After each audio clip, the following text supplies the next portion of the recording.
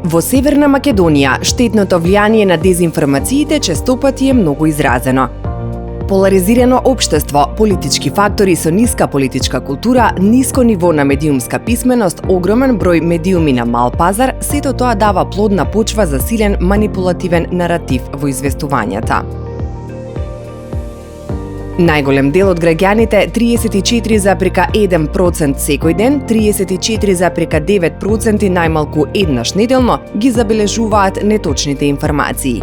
Околу 15,9% одговориле дека забележуваат неточни информации неколку пати месечно.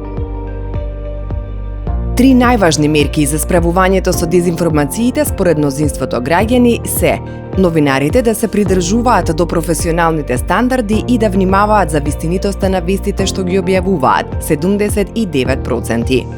Да се донесе закон за заштита од дезинформации во медиумите, 73,7%, континуирано да се известува за штетното влијание од дезинформациите и лажните вести во медиумите, 61,9%. Студијата на Советот на Европа Слобода на медиумите, регулирање и доверба предлага системски пристап за конфронтирање со информацијското нарушување и повикува на проактивно однесување, така што новите рамки за регулирање на медиумите, корегулирање и саморегулирање ќе ги унапредат наместо да ги подкопаат демократијата и човековите права.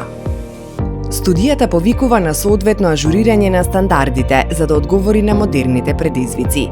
Северна Македонија не е исклучок. Стандардите на Европа да ги пресликаме дома.